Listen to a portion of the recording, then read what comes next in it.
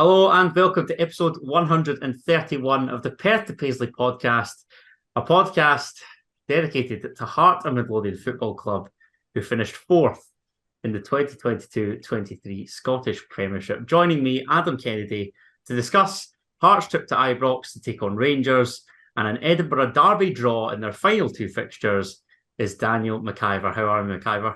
Hello. Doing all good. Went to see Guardians of the Galaxy 3 today, so it's been an emotional day. It's pretty fitting for what is an emotional final two games of the podcast.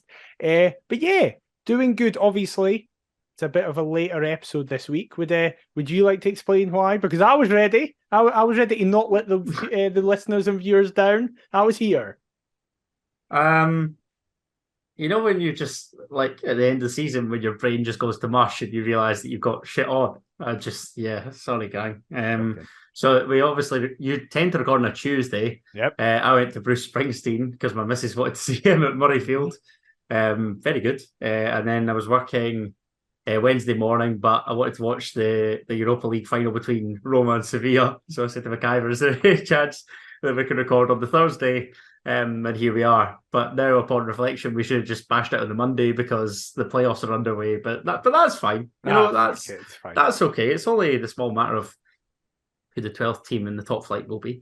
I'm going to check the score now because as we're talking, it was 1-0. It'll be half time. Yeah, nice. When we checked. Did you pick up a programme by any chance? I did indeed at the weekend. Hold on. I've got it behind me. Hold on. Oh, nice. Nice little bit of. It's here. Of on-air, I don't know what we call this, on-air breakaway. Oh, yeah, it's no nice idea. Front cover. It is a very nice front cover. Michael Smith on his last game. The GOAT, the king. What a guy. And I need to get to our bit because, yes, we were in programme once again, which is always great. There it is. Hey, there it is, the troops. Nesma'S. Nazy in the middle, like it. Yep. And I feel like we were actually quite optimistic about the season. We could have been a lot harsher. Yeah. So if you haven't already picked that up, I'm sure there'll be some link as to they're in the shop. You can get them in the shop, and you can get them online as well. I can't remember the service, but there's a service that the club provides where you can get programs. Nice, perfect. So yeah, thank you very much for the opportunity to contribute, and hopefully we can carry that on into next season. But we're here to talk about the end of this season or the season just gone, or I hate this stage. This is shite. I'm just like, we're shaping up for a summer without a football tournament, and it's just a bit. I know, it's rubbish. It is rubbish. But speaking of rubbish, there was plenty to fly through in Scotland's top tier. There was a full fixture card last Wednesday, so Wednesday the 24th of May. Mm-hmm. We were keeping an eye on all proceedings at Tawdry. However, we were disappointed by St Mirren yet again, just like 1986 all over again, gang, as Aberdeen swept them aside 3-0, which all but confirmed the Dons' third place. It did confirm Dons' third place finish. I don't know why I said that. All but mathematically confirmed was Dundee United's relegation, as United were swept aside by Kilmarnock, the exact same 3-0 scoreline at Tannadice, an absolute shocker. And an absolute shocker again at Easter Road, given that Hibernian beat Celtic by 4-2. Scott Bain really worthy of that 3-year deal at Celtic. What a life that must be. But that at least meant that the fifth and final Edinburgh Derby of the season would be meaningful. We'll come on to that in due course. Motherwell took a large step towards seventh spot as they drew away to their nearest challengers, Livingston, 1 apiece. And a 6-goal thriller in Dingwall. So Ryan McGowan tries absolute hardest to save one of his former clubs from relegation. However, it finished Ross County 3, St Johnstone 3 up in the Highlands. What did you make of the other 5 fixtures that midweek, McIver? The McGowan thing was just funny. It's just the most Ryan McGowan situation possible.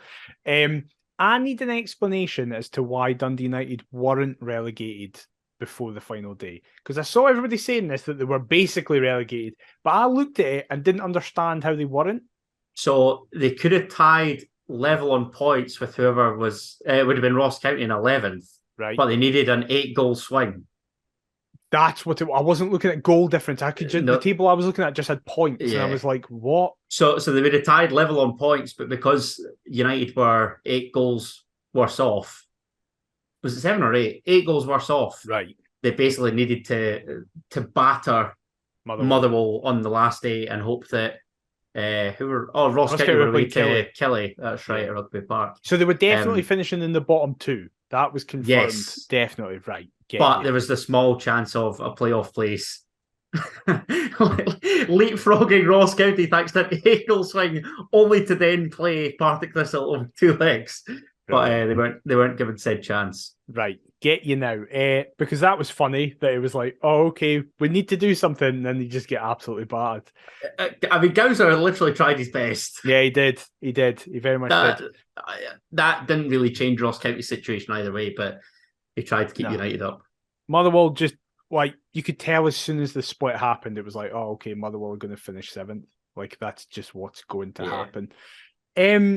But the top half fixtures basically couldn't have went worse for us. Like, you looked at it and we're like, right, it would be good if Celtic can beat Hibs, because then that's it, done. We've got 4th at least. I knew when I saw that team selection, that was just, you just knew it. Like, what the hell was that? Yeah. And the fact that they've been ranked ever since battering us to obviously lift the title. Well, I say battering us, like beating us. Yeah. It just, honestly, that was frustrating. Horrible football club.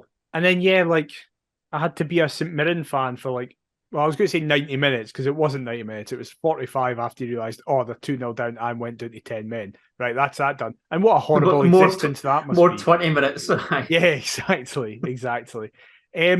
But it's such a weird thing, because our result is technically a very historic one at Ibrox.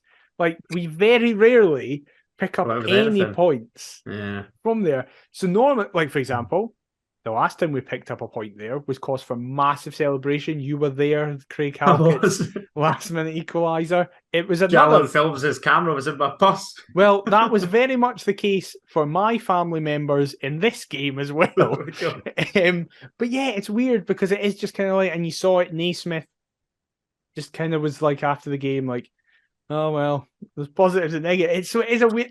It's going to be a weird discussion, because I don't really have any positive things to say, even though there was a lot of positives. Even the goals, the opening goal, it was like, oh my God.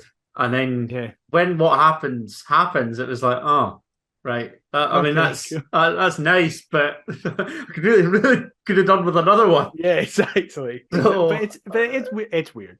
It's very weird. It is weird. But what wasn't weird was Stephen Nesma'S' team selection. He named the starting 11 for the trip to Ibrox, making just 2 changes from the side that had beaten Aberdeen at Tynecastle the weekend prior. Your mate Alex Cochrane was, of course, suspended, so James Hill came in to take his place. And a surprising selection saw Alan Forrest take Barry Mackay's spot in the starting 11, who moved to the bench. Hearts therefore lined up as follows. It was a 4-2-3-1 with Clark in goal, a back 4 of Kai Rolls filling in as an unorthodox left back. James Hill, Toby Sibic and Nathaniel Atkinson, Peter Haring and Cammy Devlin were in front of said back 4. Alan Forrest on the left, Utara Oda on the right, and Lawrence Shankland supporting Josh Ginnelly up front. What were your thoughts with regards to said selection for our trip to Govan? Initially, I thought it was a massively out of position 3-5-2 and was really confused. Everybody thought Alan Forrest was coming on at left wing back, weren't they? Yeah. And it was just like, oh my God, you've not selected him. In a must-win game at Ibrox, Alan Forrest cannot be playing left wing back. It was so weird. But then you see it and you go, all right, okay. It is actually a reasonable shape with pretty much reasonable personnel. The Cochrane thing obviously was enforced, and then it was an interesting tactical change. And I will be honest, I can't properly remember if it worked that well, because I can't really remember how well Alan Forrest played.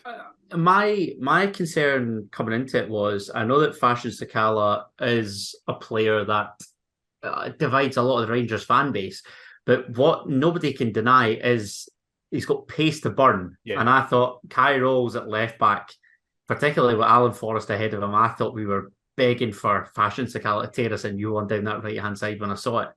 But in fairness to Hearts and to Stephen Nesma'S, it actually didn't transpire that way. We got off to a very good, a good start. As I mean, 45 seconds is all it takes for Hearts to take the lead. A long James Hill throw-in, flicked on by Peter Hanning. James Tavernier can't clear. He ends up on the goal line. Lauren Shackland looks to nod home. Instead, finds Josh Ginnelly, who is in an onside position. It's bouncing around. The standing skipper pokes home, but the linesman has his flag up, and it appears as though the opening goal was to be denied. However, thankfully, the officials came to their senses, and it was 1-0 Hearts early on. I didn't know what to do. I didn't even really celebrate because I was kind of like, is this even a good thing? Is this too 90 soon? minutes too early. Yeah, exactly. Is it what's going on? But no, it's absolutely mental. It's flagged as offside. Could not believe it. Like, and even how long they take to come to the conclusion. It's one of those. I feel like actually our last 2 games of the season was a very good advertisement for VAR.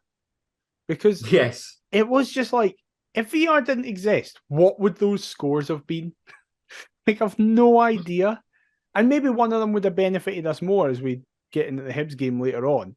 But that, like, sometimes you can go, listen, I disagree with the official there, but I can at least see what they were talking about. I can't see how you think anyone in a Hearts persuasion or in a Hearts jersey is in an offside position for that. But to focus on the positives, James Hill continued his post-split renaissance under Stephen Nesma'S. What on earth's happened to him? I don't know. He sees that the loan deal's coming to a close and wants some type of game time in the Premier League now that Bournemouth have comfortably stayed up. I will always die on the hill that James Hill wasn't as bad as a lot of fans made him out to be. No, definitely not. I think he went through a terrible dip in form that really exacerbated our position, so it was natural to kind of focus on him because there were times where he was very poor. But I don't think he was, like, some people have been like, he's one of the worst signings we've made in recent years and stuff like that. Nah, no chance. He was average, and recent performances have indicated that he's in fact above average. Yeah, a lot of... I'm owing him an apology alongside a good few others. Well, what I was going to say was, I think a lot of the reaction to him was for his off the field talking. I think that was what was, yeah. And his general press conferences. But even I didn't think he would have this level in him, where it's just like, oh, he's actually been our best defender post-split. And he had you can see why they shelled out £1 million or whatever for exactly what, yeah. And I feel like, again, it's such a weird thing. Under Nielsen, we did obviously score in the derby from a James Hill long throw, technically, in the home game where Shankland scores, because Hill throws it in from the Wheatfield side and it kind of bounces about a bit and then Shankland ends up scoring. But apart from that, we never really properly utilised James Hill's throw-in. Aberdeen game, no? Did we? Yeah, Ginnelly pokes home early doors. Maybe that's the goal I'm thinking of. I was about to say, I don't remember one in the derby. Well, maybe it is the Aberdeen game. It is that one that I'm thinking of. But generally, we didn't utilise it more than that, which is weird because it's Robbie Nielsen whose main thing was chucking it really far from a defensive position. But under Nesma'S has done so well, and it is just the Rory Delap effect, which teams just can't seem to deal with. And I've never understood how hard it is to defend until you see it in action, and players just seem to break and they just don't know what to do. Do you know what came up, actually? It's funny you mentioned Rory Delap. I can remember, was it the West Brom goalkeeper? Was it Boaz Myhill? And he kicked it out for a corner when they were playing Stoke rather than concede the long throw. Yep. I found out a story as well that when Liam Delap, obviously his son, who does he still play at Man City? Well, he's contracted to City. I think he was last at Stoke. Is that right? Yeah, he went to Stoke because it was kind of like when he was younger, I know he's a young player coming through, but when he was really wee, parents at his games wouldn't let him learn to take throw-ins because of his dad. Because it was like, no, we're not having another one. We're not doing this. And I'm like, he can't do that. Like, I know he's a striker, so it's like, well, he's probably not going to be taking throw-ins. But they were like, no, you're not allowed to take throw-ins. Brilliant. I also saw a lot of, I don't know if this is just like throughout the season that everybody's just got bored, but I have seen a lot of folk digging up their tweets saying no thanks to Shanks and all this, and I'm just like, oh no, like you must just feel like you're such an update because we all get them wrong. Some we get right, but some we have just got drastically wrong. But I mean, what a player! What a player! Yeah, I just thought so if this is his last Hearts goal, like it's just sickening that it has to come against the end of it. Aye. No matter. Look, it could have got even better. Peter Harings slid Josh Ginnelly through on 5 minutes with a fantastic ball. Gets the better of Leon King, slaloming inside and out, but slams towards goal. Alan McGregor responds with a great save before John Suter nods into the goalkeeper's arms. That snake. Sorry. Later on, Leon King's effort would deflect off James Hill and Xander Clark parried for Toby Civic to clear. But in that opening 20 minutes, McIver, I don't know about yourself, I was just encouraged that all Rangers had really were efforts from long range, as reflected with that Leon King effort. It was just really good. Kai Rolls was surprisingly compact and solid at left back. Hill and Civic Hill was so good. It's going to be very much the flavour of the month in this podcast. Me just going, James Hill was great. But Atkinson did so well. Again, just continuing. Very good. Again, that's another one. Sorry. I know that you were talking about Hill and throws earlier on. Nathaniel Atkinson was in Robbie Nielsen's position. And yet, appears to have a new lease of life under Stephen Nesma'S, as opposed to somebody who played right back. Yeah. It's so weird. But yeah, it was positive, but there was a part of my brain going, can we do this for 90 minutes? I know. I can remember even talking last season. I think it was one of the post-split games. Did we not play Celtic at Celtic Park post-split? And Ellis Sims put us 1-0 up after 4 minutes. Yep. And everybody was like, oh, what could happen? And I said, we need at least an 8. Yeah. Like before that 4. I was just thinking, early. I was thinking either wait till 85 plus or grab a second instantly and then we'll see what happens. Because you're right, they were gradually growing into the ascendancy. I mean, Sakala looked to centre for Morelos, but Hill intercepted with a brilliant block before Nathaniel Atkinson and Cammy Devlin could clear. Raskin was next to try his luck on the half-hour receiving from Cantwell, but Xander Clark equal to it once again. And Sakala, who I was worried about pre-game, like I say, tried to sneak one in at the near post, but Clark turned it behind for a corner. They were cranking up the pressure. It appeared as though we were going to stand firm. But what came as right before half-time. Oh, it's so annoying when you watch this back. We concede possession right on the edge of the Rangers box. Shankland has a terrible pass. Ultimately made to pay. A quick counter sees Cantwell and Morelos link up. The Colombian looks to send a pass back inside to the Englishman. Hill slips, nearly gets it away, but it falls so luckily for Cantwell. The former Norwich City man kisses the inside of the post and ties proceedings at 1 each before the interval. Had we got to half-time, I can't help but feel that this could have been a different story. But it's harsh on Hearts. A horrible goal to concede right before half-time. Especially because, Hill falls, but he actually gets really good connection on it, even though he falls. He does. He just goes, right, I'm just going to take one for the team here, and throws his head at it as he's falling. But as you say, it's like, of course they get that. If that's us, it bounces in a weird way, it gets stuck under the defender and that. But when it's against us, it's like, it's actually just popped up perfectly into Cantwell's path. So he doesn't even need to stop. He can just keep running and everything. And just, I know a lot of people were focusing on Haring because he kind of comes across and stops. And I think he's caught in two minds. I think one, he's thinking, if I commit and touch him, he's going down, it's a penalty.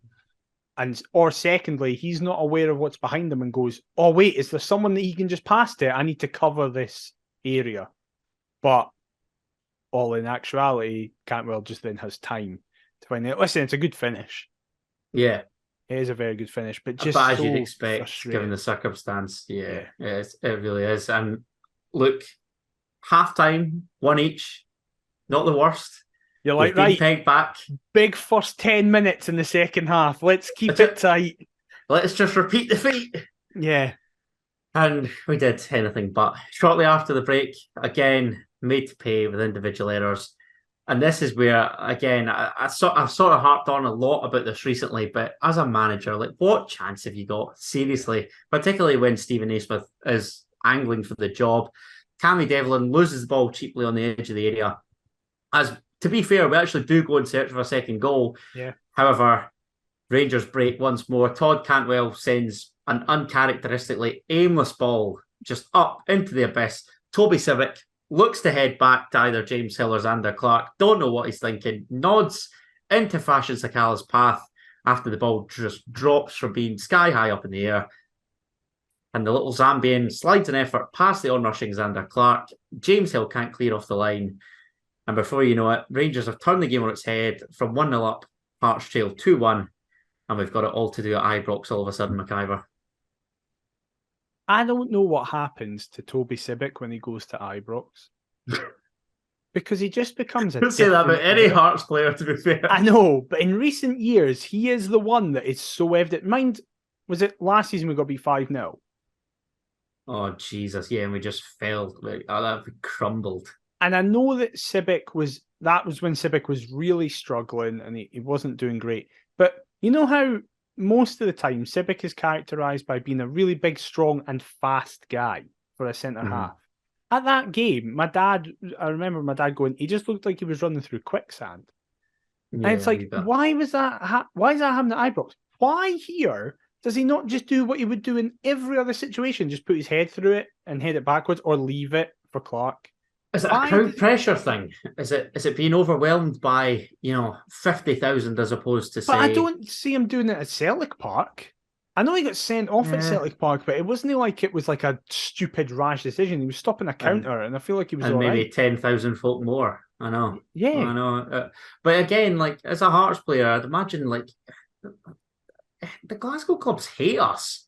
So I don't know when you do get scrutinised by that heavy volume of folk, having previously gone to Livingston and Ross County. Listen, you're going to second guess yourself. You must exactly. You probably overthink every single little element of your game, and that volume of fans, like it's. I mean, you go to the Ibrox and Parkhead are Premier League grounds, just in a Scottish environment, so they're bound to swallow you up at some stage. And I think he is just caught in two minds between heading it forward or fully heading it back. So as a result, it just goes straight up in the air. And fair play to Hill for trying to get back, but there's not much he can do. And it is just like, when are we ever going to get a break where they don't capitalise on us fucking up? Never. I feel like whenever... That's been a common theme against Rangers this season, though, to be fair. But it's always... I know the old firm just have better players, right? But it is annoying where it's like, it feels like every single time you make an individual mistake, they immediately punish you. I know. But is that why they're at these clubs? Because there is that step up in calibre and quality. Is that all it is? I mean, one of those players that has made us pay countless times over the years, Alfredo Morelos, looked to grab his customary goal on 69 minutes against us. He didn't score. But fires high and wide into the stand behind Clark's goal. There's one where Fashion Sakala pulls back for Scott Arfield, who off the bench, whose effort on the edge of the box was turned behind by the Hearts goalkeeper once more. I see a lot of Arfield talk. I mean, he could have signed off for Rangers with a goal against a potential new suitor. Would you take a punt on the Canadian international? No. Neither would I. It's nothing against him. I just don't want to sign anyone over the age of 32 this summer. No, neither do I. I'm in the exact same boat, mate. I think I'm an admirer of Scott Arfield. I think he's a very solid player. And I think he's the exact type of midfielder that we could do with us. I spoke about this on the Open Goal fans forum that's coming out. I feel like we've got far too many protectors and too many sitters. Mm-hmm. I'd like somebody to go beyond, because we've seen Liam Boyce fill in at number 10, who's more than capable of doing so. Lauren Shanklin now fill in at number 10. But we don't actually seem to have a recognised number 10. Yeah. If you ask me, Shanklin and Boyce are both centre forwards. So I don't know. We need a conjurer, or Scott Arfield. I'd just like somebody to go beyond the centre forward with a basic 1-2. But exactly, and that is the thing. Like, I think he's 35 or 36 in October. Yeah, and it's like I don't want anyone in the squad that age unless you're a goalkeeper. But even then, the only reason I'm fine with that is because it's Craig Gordon, who could do no wrong. Like, yeah, we're suffering from Glenn Whelan and Robert Snodgrass PTSD, aren't we? Yeah, And that will be a part of it. And you know what the thing is as well? Like, I think Hearts, Hibs, and Aberdeen. This is going to sound crazy, but as much as we should be looking to sign established players, like from a basic business standpoint, Scott Arfield would have no resale value. Yeah, 100%. Should we be looking at a project player to develop and sell on for bigger dough? Alex Cochrane.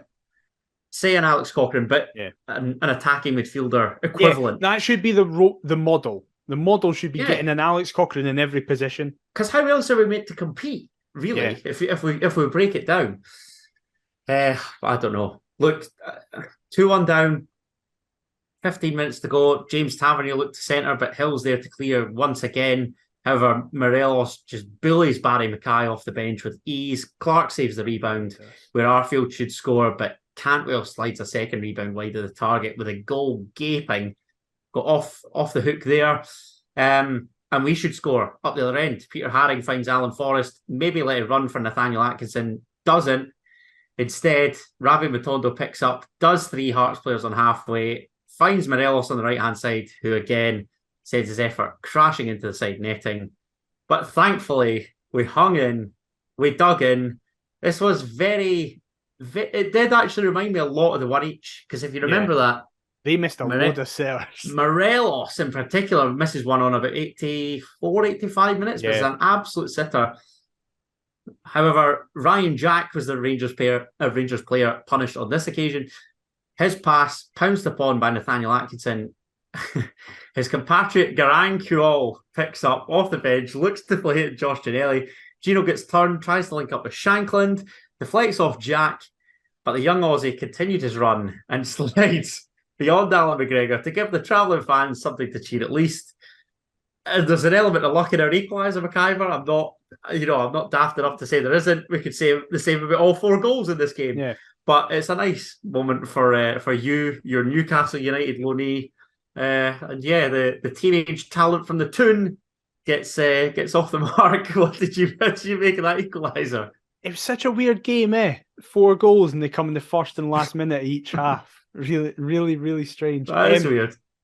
Listen, I'm obviously delighted for him.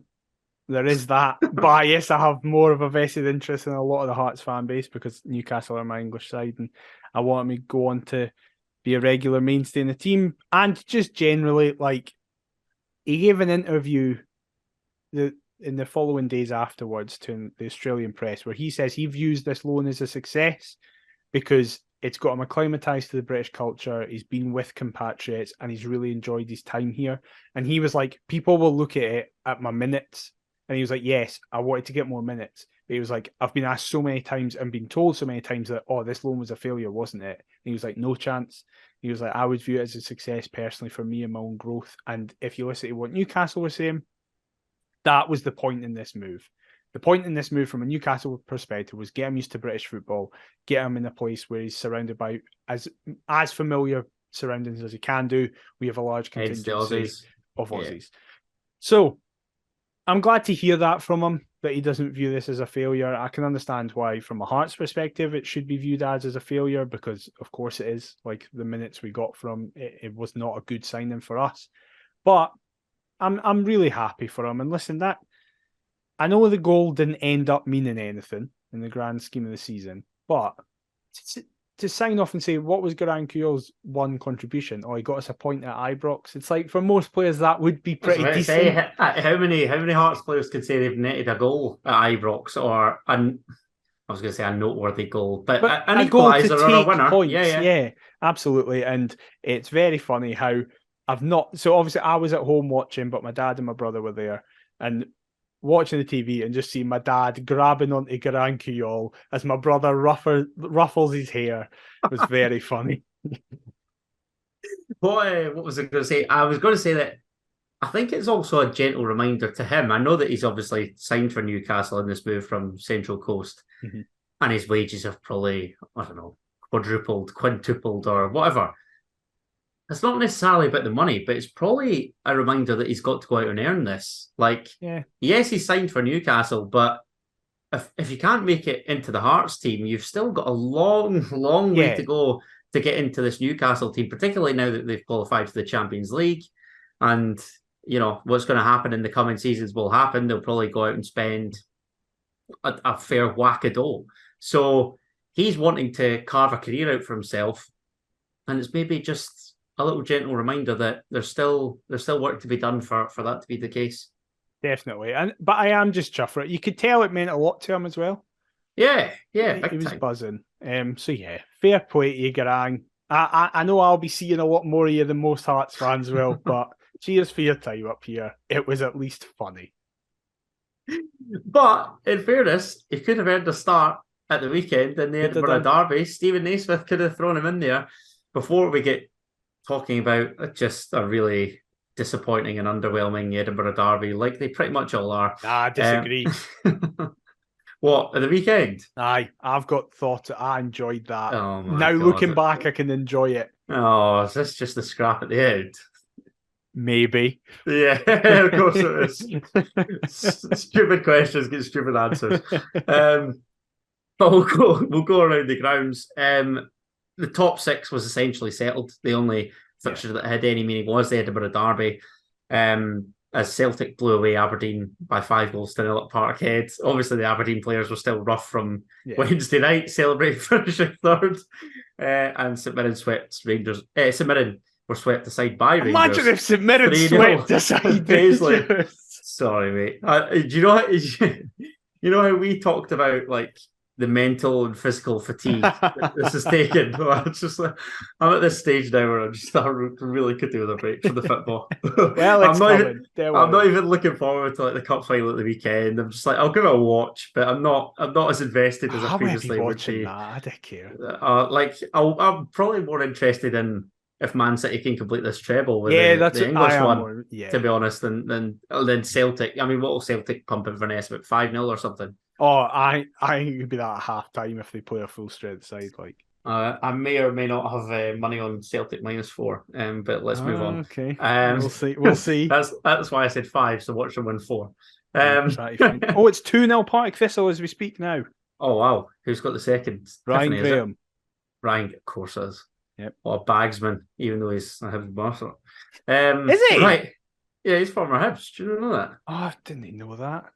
Remember, I didn't pay attention to Scottish football pre-2016. Yeah, no. I can't remember when he played for Hibs right enough. I want to say under Terry Butcher when Hibs were rubbish, but Christ, that was ages ago. Can't remember. I know. I think. I don't really know. I'm going to find out as you tell me the other scores. Okay. But yeah, it was all all eyes were essentially on the bottom 6 on the Sunday, particularly in East Ayrshire, with Kilmarnock in 10th playing Ross County in 11th. And Kelly have been notoriously pretty decent at Rugby Park, and that trend continued. As of course, we've found out that Ross County are in action in the playoffs tonight. Yep. That was because they lost 3-1 at Rugby Park to Kelly. St Johnstone beat Livingston 2-0 in what was that Stephen McLean's first game since being appointed? As permanent St Johnstone manager, yeah. Livy just evidently don't care. They'll be delighted that the season's done, a bit like myself.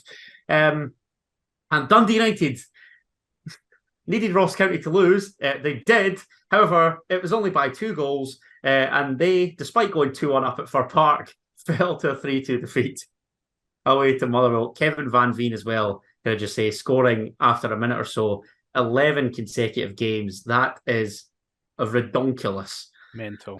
What a crazy season. And that was pretty much reflected by those 3 fixtures on the Sunday. By the way, Brian Graham, there's a reason I didn't know he played for Hibs, because he played between 2016 and 2017, the season after we came up and they were down the championship. 16-17. Yeah. Wow. So was that not their final one? We came up 14-15. Oh yeah, it was 14-15. Yeah, that was the title winning team. There you go. Brian Graham must be a Hibs legend. Brian Graham, the main reason they got it. That's it, exactly. So yeah, basically it was really funny that Dundee United got relegated.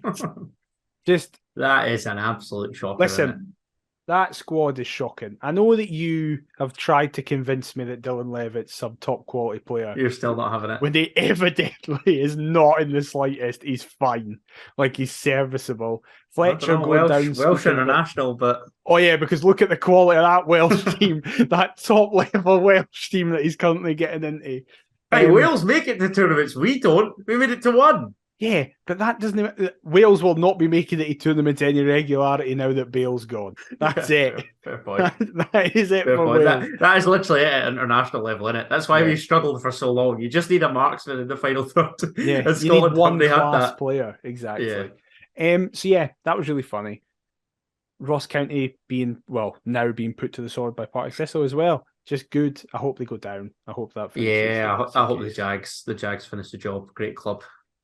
And then it was such a point. I didn't realise that Aberdeen didn't even have a shot at Parkhead. And 11 men behind the ball. Yeah, I saw that they didn't have a shot on target, and I was kind of like, oh, okay, that happens. But it was like, oh no, they just didn't have a shot.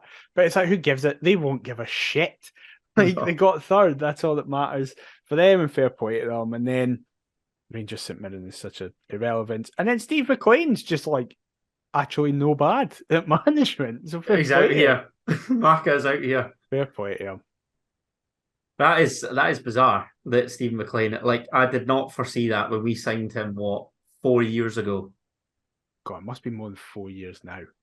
No, was it not 1920 or 1819? No. I was about to say, was it 1819? Maybe 1819. We're getting so back that's into the 4 or 5. Jesus. Stephen McLean joined That is mental. In 2018. Oh my goodness gracious me. 35 games, 4 goals.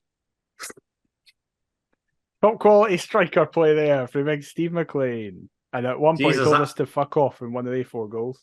I was going to say, I think I can remember them. That was obviously the Rangers one that you're referring to. Did he score against St Johnstone? Hamilton, I remember. Oh, maybe. Was it not Aberdeen in like the cup? Yeah, because he goes to the fans, remember? Yeah, he winds up the fans. And the other, Dundee. I think I went up to Dens. And at Dens, yeah. I see. Good bit of knowledge, that. Fair play. Pointless trivia. Could have done with that in the quiz, but never mind. Or is that the who am I? And that's why you know it. I should have done that. I should have done that. And with Sheffield Wednesday as well, one of his former clubs being promoted. See, this is why you've been failing. I missed a trick here. Well, wait till you see how underwhelming the Who Am I is. Oh my God. Well, we all know who it's going to be next week. It's going to be Steve McLean. Oh, the GOAT. Maka, what a guy. And somebody that Stephen McLean played with was Stephen Nesma'S, who named his starting 11. A link. Thank you very much. That was good, wasn't it? It's about time. It's only taken me 131 episodes of this pish, but I finally got a decent link. With the final, Edinburgh Derby of the season took place at Tynecastle Park. A winner-takes-all clash. Hibs needed to win in order to leapfrog us into 4th. All Hearts needed was a point to secure a place in the Europa Conference third qualifying round. Yeah. And Stephen Nesma'S made 2 changes to the side that held Rangers to each at Ibrox. Your mate Alex Cochrane returned from suspension, but as we'll get into, loves a suspension. Did he really return though? He made a brief cameo the weekend to replace Toby Simic, who had a shocker with that second goal, albeit quite a harsh dropping, but who am I to question Stephen Nesma'S? And Barry Mackay was brought back in for Alan Forrest, who I forget even played at Ibrox in a rare chance that was given to him, albeit Barry Mackay does have a tendency to go disappearing as well. What did you make of the starting 11 to take on the Hibees? The Hill thing was the biggest. Concerns, maybe too harsh a word, because he was so good.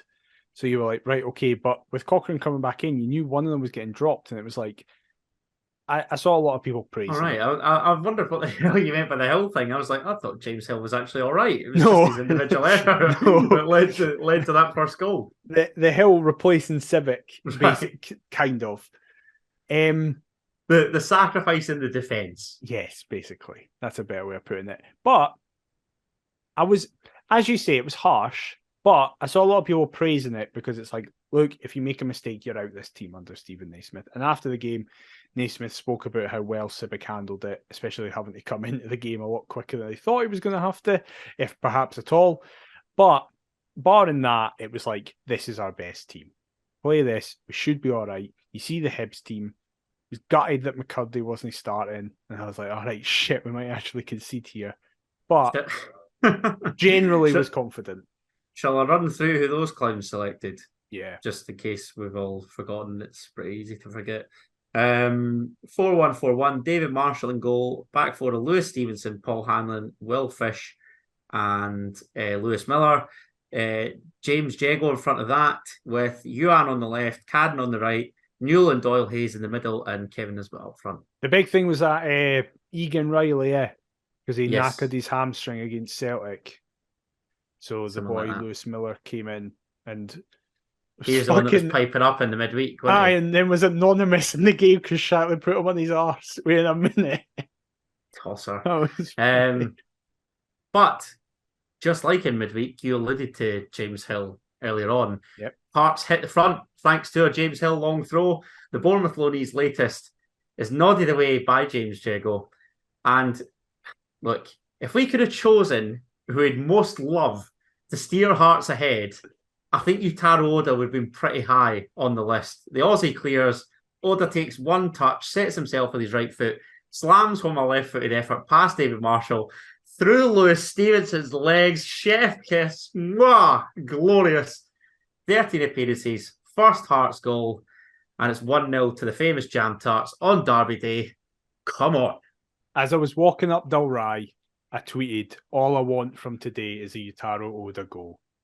That was it. I was like, because my logic was, if we get that, I think we'll win.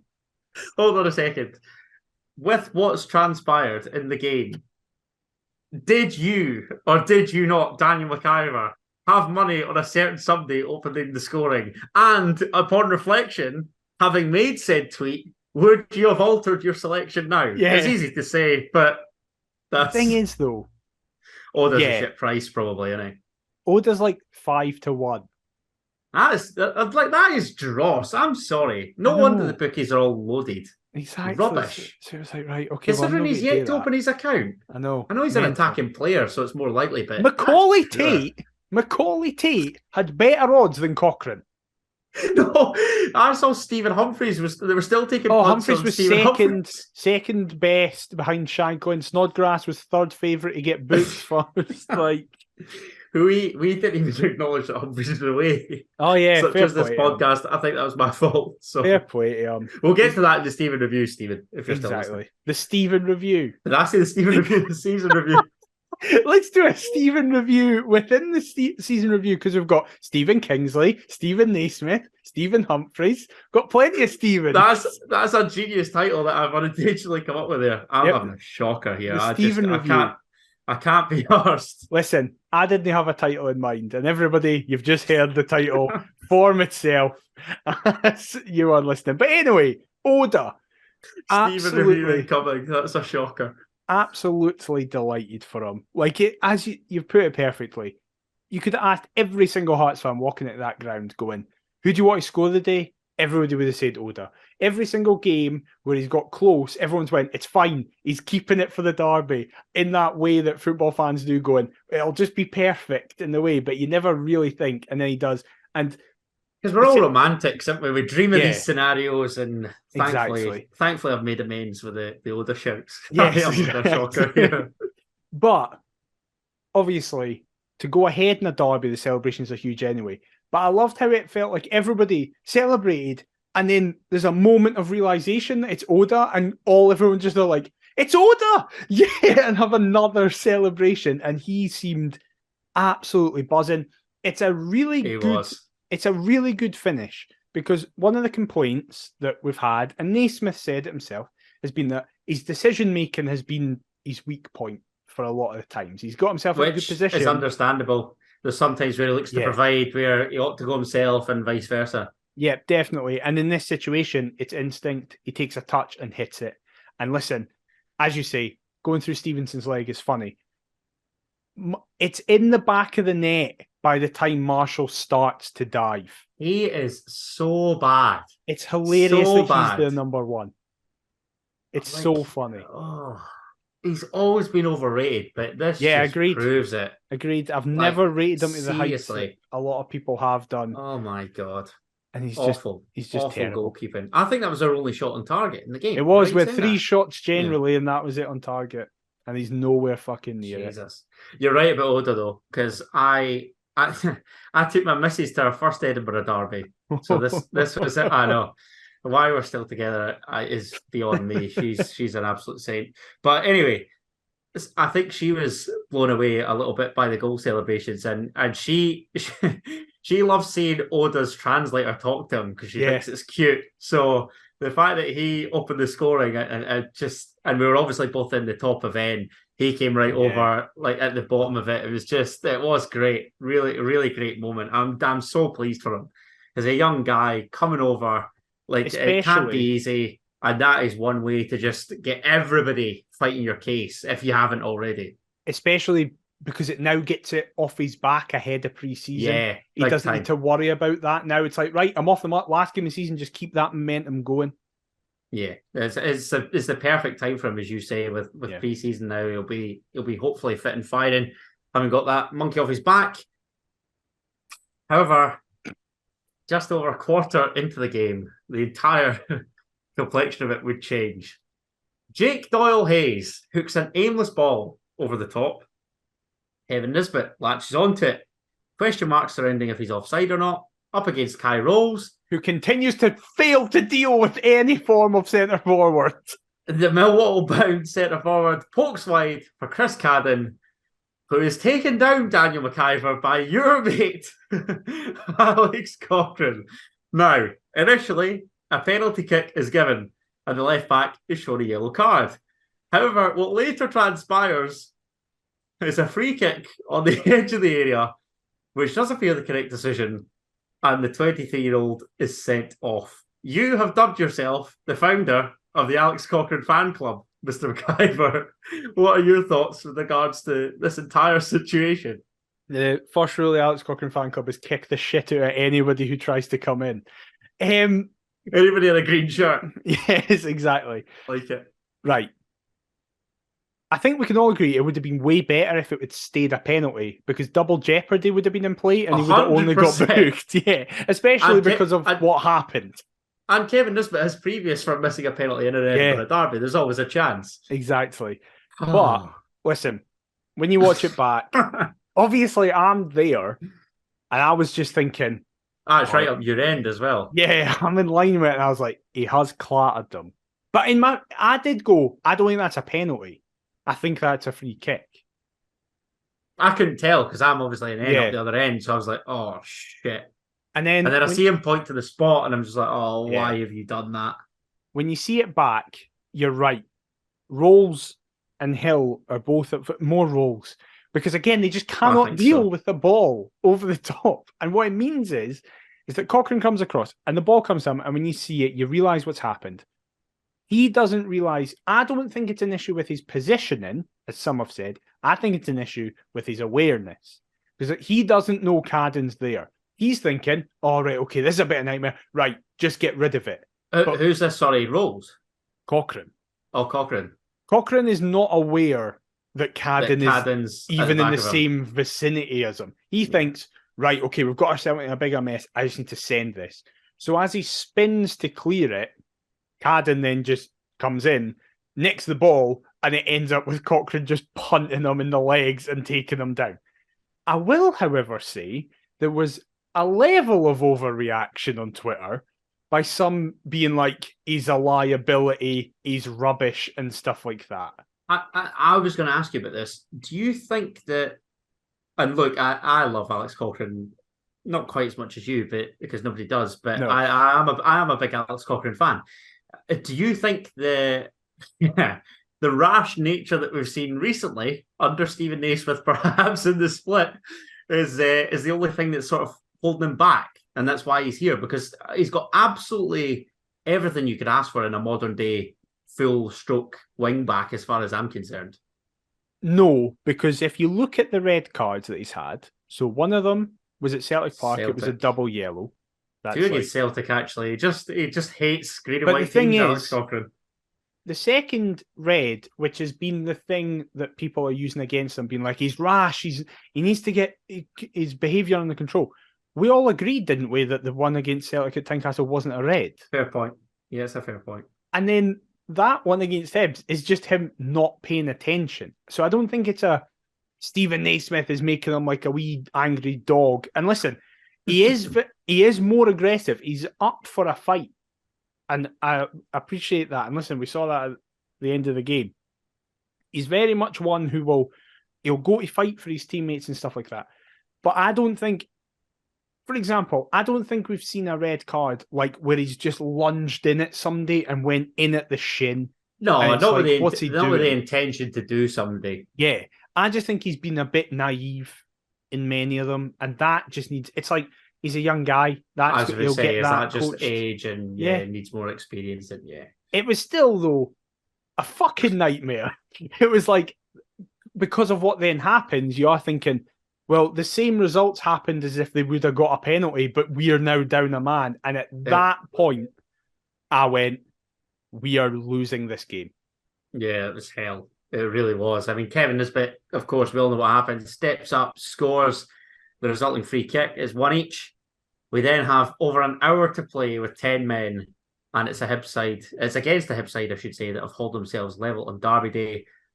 From there on in, it really was only Hibs' chances. I mean, 5 minutes later, Paul Hanlon looked to pile on the agony. Jesus, his drive met by Xander Clark's glove after receiving from Lewis Miller. On the stroke of half-time, Hibs should have taken the lead. Paul Hanlon heads a corner back into Joe Newell's path, but he's denied by Clark once again.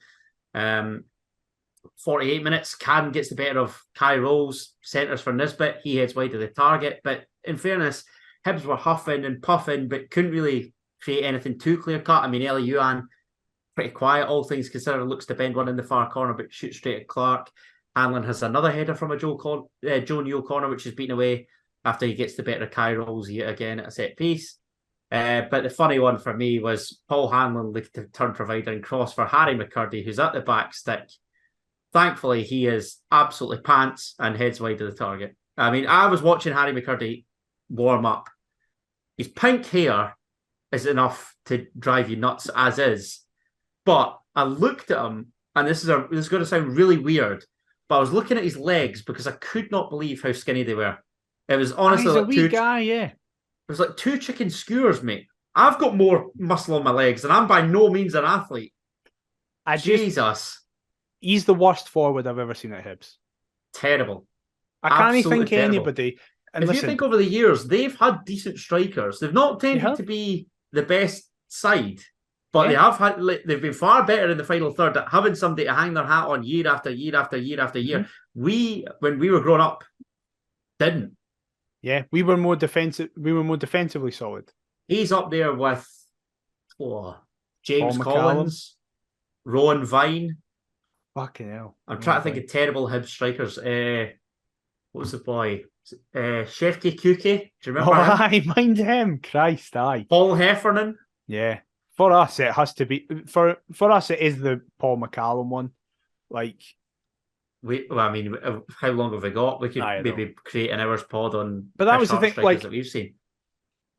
See, it's hard to explain if you're not a football fan what a derby does to you, because you don't analyze a game rationally when you're there. I barely spoke to my missus when I was there. I was like, listen, what a shit experience this is for her, because I'm just a nervous wreck and I'm virtually biting off each and every one of my nails. Yeah, so like I was speaking to my mate, who's a Aberdeen fan, and he was like, "Why were you ever nervous at all for that game?" And I was like, "Because it's in a derby, so every little thing you exasperate." And he was like, as soon as you went down to 10 men and they equalised, I was like, Hibs are not winning this. There's no way. And he's like, and then you see it and they're shit. The worst example of that was on 83 minutes, them hitting the post. I mean, how Will Fish does not score is beyond me. Another Joe Newell corner. But thankfully, that was all that she wrote. It wasn't pretty. We dug in, denied Hibs a 4th place finish. And like I say, into that Europa Conference League 3rd qualifying round. But that sort of I think this game basically summed up our season from after the World Cup. Yeah. To now. It was like, after the World Cup, we kicked on, got to 3rd, But then once we lost, it was like basically February. From February onwards, it was just it was a nightmare. I mediocre. want to say the biggest compliment I can give to James Hill is that in that second half, it felt like Halkett was back. Yeah, He won terms of just everything. heading everything. Yeah, He won absolutely everything. Xander Clark is at fault for the goal. I'm still saying it. He set up his wall wrong. But in fairness, I'm not going to criticise him too much. Exactly. He was fantastic. Absolutely fantastic. Another couple top saves. And then Shankland was great. It's such a thankless job. Wonderful footballer. Gino has to get Gino as well. Shout out to him. He played about 8 different positions whilst he was clearly struggling as well. But Shankland has to just be the lone focal point, and he did it so well. They were absolutely awful. I have no idea why. For the last 20 minutes against 10 men, their plan was put lofted balls into the box. Do you know what makes it worse, mate? It's the fact that they're as close to us in the table. Like, that just sums up the season. Like, they are awful. Yeah, really bad. I mean, what did they finish behind us in the end? 2 points. Aye. Good God. Aye. What a laugh Absolutely it's been. Awful. But hey, even when it matters, Hibs can't win derbies. 70 plus minutes or something, doing the 10 minutes. All they had to do was get a goal, and they can't do it. But thank fuck it's finished. Aye. Look, I know that you've got a season review up your sleeve in terms of next week. Yep. Will we talk about Stephen Nesma'S tenure now, or will we leave that till then? Well, from what we're hearing, by the time the season review comes out, is that Stephen Nesma'S will be manager. So I guess what we can see, it's quite a simple thing just now. I think it's pretty clear to see he's improved us. I think neutrals look at him will go, well, he's had 2 Results wins. Haven't necessarily equated. Yeah. It's like, well, but it's the hardest games of the season. And all I'll say on it is this. When Nielsen was sacked and Naismith came in temporarily, I had about 8 reasons that I didn't want Naismith to get the job. Now, I would have one hesitation. And that hesitation is just, I don't know what he's going to be like if we have a dip. And that just comes out of a lack of experience. And recruitment as well for me. But that's a bigger issue at the club. I hear that, but ultimately he'll carry, 50% of that blame, really? Yeah, absolutely. Definitely. But I feel like I'd worry. I'll be honest. With this current... I'm with you, though. I do worry. Like, in terms of the squad that he's inherited, he seems to get a tune out of various players. Yeah. But again, it's a case of what happens when their heads drop, as if you say we go on a little lull and can't quite recover. On the flip side, you could say that he came into a squad that was as mentally low as it possibly could be this season and massively turned it around. So if by what we all expect happens, where Naismith gets the job by the next time we're talking, I'll back him 100%. I love him to pieces. You see at the fight at the end, how funny it was. He gets it's so simple and basic and often thrown out very lazily, but Naismith gets hearts. And maybe just now that's what we need. And he's a winner. I mean, yeah, he is a winner. Absolutely. He'll do absolutely anything to win. I love the guy. Honestly, one of my favourite Hearts players ever. What a career. I think the derby, to me, I'm going to say that is a not as good as it gets under Stephen Naismith, but certainly under Robbie Nielsen. I don't know. I look at that game and I think, would we score as early? Probably not. Like, we wouldn't really go out with that sort of all guns blazing approach. I think we would have instantly looked to soak up pressure after we take the lead. And I think if we'd have gone down to 10 men, he'd have probably blamed it on the red and would have gone on to lose. I don't know if that's harsh or not. We ultimately never will know. I disagree with the first couple of things, because we saw last season several times, and even this season, we went goals up against Hibs quite early. The semi-final last season, we got 2 within very quick succession. But we're not the first 10 minutes. No, of course not. But I will agree that I don't think we get a point out of that under Nielsen this season. No, I don't think so. And he inherited a defeat Easter Road, but exactly. Yeah, it was a tough task finishing above 4th into that 3rd place. Yep. I'm just relieved it's done, in all honesty. Are you not? Same. I'm very happy. Listen, I can already start to feel like, I'm gutted that there's no football at the weekend. But I'm still at the stage where I'm like, long season as well. yeah, because of the World Cup and everything like that, it has just felt like this season feels like it's been going on for a year. So I am thankful to have a few weeks. It feels like a lifetime ago. I know. It's crazy. It's It absolutely really is. mental. It really is crazy. But listen, we'll spout all even more nonsense next week with this Stephen review. Next season it's going to be next week's going to be interesting as we review our predictions. I'm looking back on the predictions because I know that some of them are absolutely awful. That's one way of putting it for both of us. We both had shockers. As they always are. Yep. But we'll end off with a quiz. I want to see the back of this episode like I want to see the back of the season. So let's get started. 2 normal questions, multiple choice, true or false, and of course the coveted who am I. Right. Starting with your 2 normal questions, and I'm not sure if you're going to be happy with saying for fuck's sake, that means no, I won't be then. First question. Hibernian have now finished below Heart of Midlothian in consecutive seasons in the Scottish Premiership. But when was the last time that this happened? In the Scottish Premiership. Is the key wording there, yes. Right, okay. Right. I feel like when we won the cup, did they not finish like 10th? And then 12-13, I don't know where they finished. Obviously, the season after that, 13-14, we finished below. I'm going to go, the last time it was back-to-back was that, the 11-12, 12-13 season. I'm a 11-12 is one of the seasons, but it was 2010-11, 2011-12. That is unlucky. Bastard. That is very, very unlucky. I'm chuffed I got one of the season. Yeah, that's a wee half point. Yeah, exactly. Hearts will compete in European competition in back-to-back seasons, 2022-23 and 2023-24. But when did the Jambos last do so? Well, I'm trying to remember. I know we last finished 3rd back-to-back under Levine, but I don't know if that meant that was the last time we finished in Europe. Right. But because, Decky, what it means about cups. What did cups do in the past? Did they get us straight into Europe? Surely. Were we playing in Europe 04, 05? My logic is this. I think I'm going to be 1 year off again.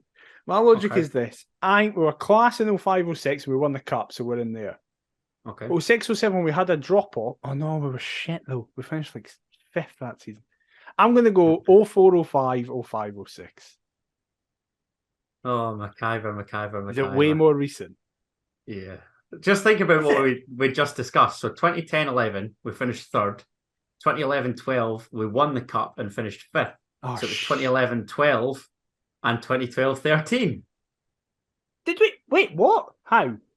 Because 2010-11 carried over into 11-12. Yeah, and 11-12 we won the cup, so it carried over into 12-13. What I've done is forget about the carryover thing. I've done it reverse. Yeah, I've carried over into imaginary seasons that didn't have any interlude in it. Right, cool. Oh dear. That's a tough one to be. You fucked me there. You've given the same answer. That's never happened before where we've had that. This is a shambles. This is an absolute shambles. So evil. And speaking of so evil, here's your multiple choice. Kevin Nisbet is the first Hibs player to score in back-to-back Edinburgh derbies since who?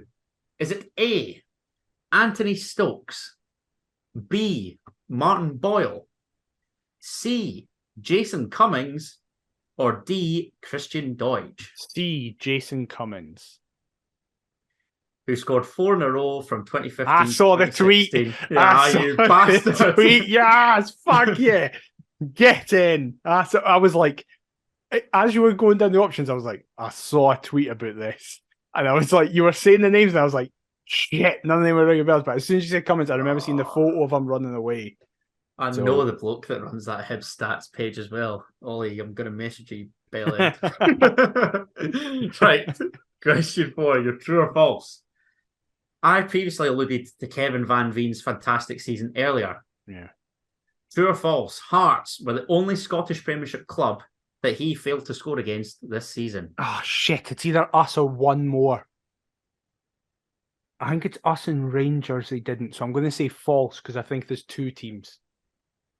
True. We were the only ones he didn't. Were we the only ones? Yeah. Because I remember seeing that going, maybe that's why I don't rate them. Is because if you think about it, there was 10 teams listed, so you'd naturally think 2, but of course he can't score against Motherwell. So it's us. Of course. It's the 11. So we're 10 of yeah. 10 of the 11. We're the only name not on said list. For some reason, Well, that's a bizarre stat, isn't it? Don't know why we're the only ones that can cope with Kevin Van Veen. I've realised what I've done there. I've factored in one team playing back to back because of the split. I thought that's what he did. But I did see that, and I did think maybe that's why I don't think he's as good as everybody else does. Because now he plays against us, he's not good. Given he's made to look like Zlatan Ibrahimovic, like throughout the rest of the league. Well, at least I didn't get a 0. I've still never had a 0 through the questions, so I'll take that. Wish I could say the same. Yeah, multiple times that. Shut up. That's when I was asked about the Oscars and all this pish. But anyway, he's like, I don't think it was. I think you got a 0 in just actual football questions. I definitely got a 50-50 wrong because I just you did. I can't help but do that. No. Right. Here, who am I? Anyway, is I feel like this is either going to be you're going to be miles off or you're going to get fucking bang on, and I really hope that it's the former. I never represented the nation of my birth at full international level, but played alongside a player that won every English trophy except the FA Cup alongside the Champions League for the under-21s. I too played down south, netting the last goal of a calendar year in English football. Upon my side's relegation, I ended up in Gorgie, where my first season with the Jambos was my most prolific, scoring 5 goals. I played in Cyprus and Thailand, but made Scotland my home as I went on to represent a further 10 Scottish teams, both in the leagues and non-league. Who am I? Bloody hell. Right. 2 names popped out of my head as you were going through that, and they were Osman So and Christian Nadi. But as soon as you said 5 goals, I was like, well, So scored that, and surely Nadi scored more than 5 goals for us in a single season. And they probably all came against Hibs. Shall I get this man's Wikipedia up in case you ask questions? Right. So clearly, you've specified country of birth. So there's pish going on here with nationalities. So I'm going to completely ignore nationalities for now. Right, okay. I would like to know between which seasons did he play for Hearts? Okay. 2007-8, and he left at the end of 2009-10. It could be Nadi. Now, I know that Nadi's played for hundreds of clubs. And a lot of them have been in Scotland. However, I currently can't remember any of them. Except I want to say like Albion Rovers, but I don't even think that's right. Please don't ask me to say this man's clubs. You know what? Just because you've wound me up, I'm going to make you say, even though I think it's a bad question to ask, because I think nationality or position is better. And you're going to use up the second. I'm going to use up the second just to annoy you. I'm sacrificing my own chance of getting this to annoy you. Name every single club in order he has played for. Right, okay. I think he's played for Clyde and shit. Troyes AC, Le Havre, Sheffield United, Hearts, IK Larnaca, Samut Songkram, PTT Rayong, Dundee, Raith Rovers, Hamilton Accies, Dumbarton, Stranraer, Annan Athletic, Dumbarton, Troon, Annan Athletic, back to Troon, Anne Bank United, Muirkirk Juniors, and Peters Hill. Right.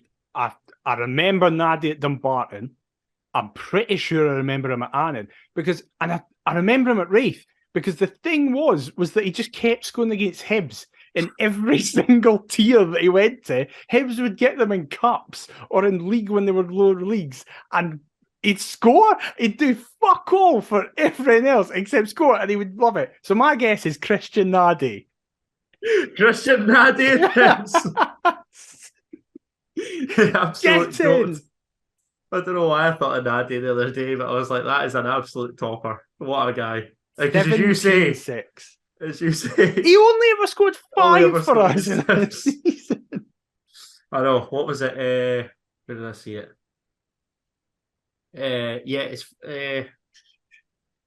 Nadi's manager at former club Sheffield United, Neil Warnock, declared his interest in signing the striker for Crystal Palace in June 2008. It's amazing to think what Palace are now. His first season with the club was his most prolific as he scored 5 goals in total. Jesus. What the hell? I love there was somebody else that I was going to do for the Who Am I?